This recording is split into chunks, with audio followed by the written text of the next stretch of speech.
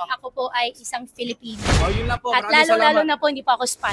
Si Alice Guo, mayor ng Bambantarlac, ay sinampahan ng mga kaso ng katiwalian na humarap sa Senado dahil sa mga alegasyon ng pagkakasangkot sa iligal na operasyon ng Philippine Offshore Gaming Operators o POGO. Ano-ano ang mga kasong isinampa kay Mayor Alice Guo? Posible bang siya ay mapatalsik bilang mayor ng Bamban sa mga kasong ito? At totoo nga bang ang POGO Hub sa likod ng munisipyo sa Bambantarlac ay sindikato ayon kay Senator Win Gatchalian? Sigurado akong sindikato ang nagpatayo noon. Pogo money ang tumakbo para magkaroon ng Pogo politics. Sa laki ng perang pumapasok, siyempre naghahanapin sila ng mga kaalyado nila. Maglagay na tayo ng tao sa gobyerno, sir. Gobyerno para maproteksyonan tayo. Yan ang ating aalamin.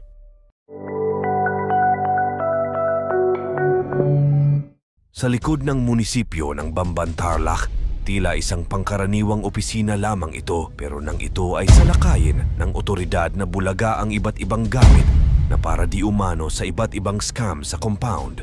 Ang lugar ay pinaghihinalaang sangkot sa tinatawag na love scam at iba pang iligal na aktibidad.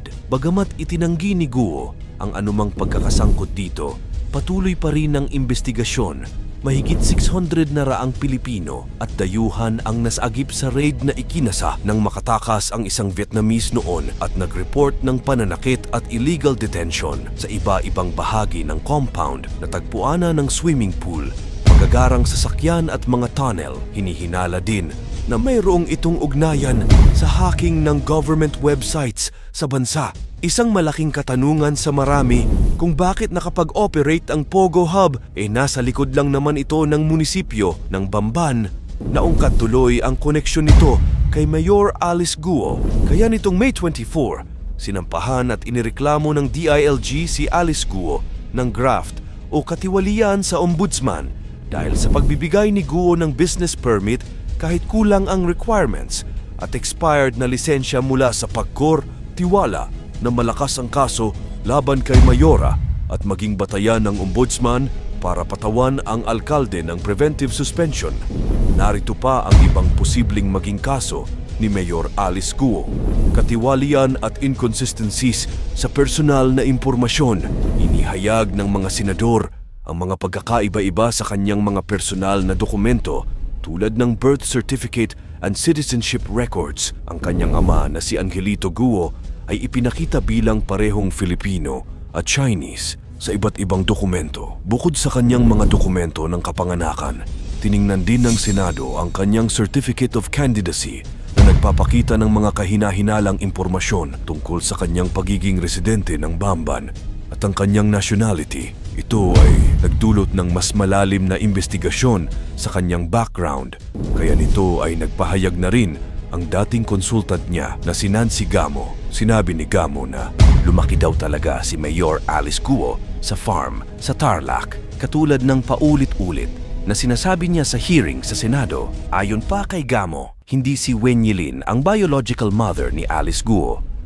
Ito daw ay partner lang umano ng father ng alkalde at si Alice Guo daw ay hindi itinanim na spy sa Pilipinas. Hindi po siya ang totoong nanay ni Mayora Alice. Partner lang po siya ng tatay niya, kasama nila sa mga biyahe nila kung saan-saan. Pero hindi po siya nanay ni Alice. Totoo ho bang lumaki sa farm si Mayor?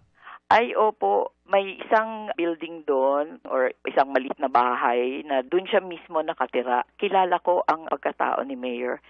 Patulungin yan. Hindi yan plinanta lang na para mag-spy. Pagtatago ng yaman, ayon sa kanyang Statement of Assets, Liabilities and Net Worth or SALN, mayroong daan-daang milyong piso ang kanyang mga ari-arian na hindi tumutugma sa kanyang deklarasyon na siya ay isang simpleng tao lamang. Naungkat din na siya ay may 16 na sasakyan na nakarehistro sa kanyang pangalan.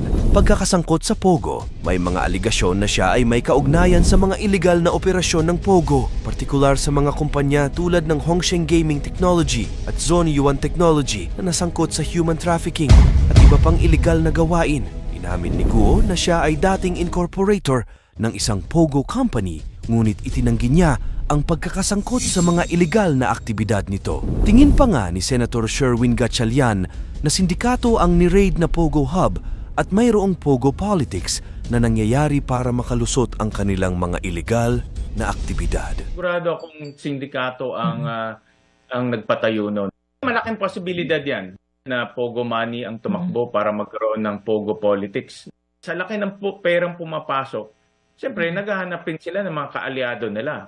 Sabi nila kung pinakamaganda siguro ay maglagay na tayo ng tao sa gobyerno, sir. Gobyerno para maproteksyonan tayo.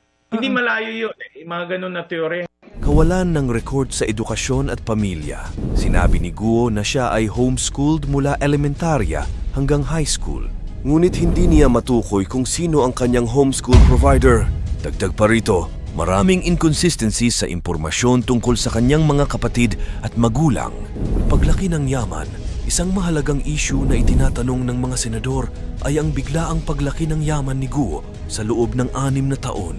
Bagamat inamin niyang may utang siya sa bangko na umaabot sa 200 milyong piso, marami ang nagdududa kung paano siya nakalikom ng napakalaking yaman sa maikling panahon. Itinanggi rin ni Guo ang pagmamay-ari ng isang luxury sports car na sinasabi niyang hiniram lamang niya para sa isang car show.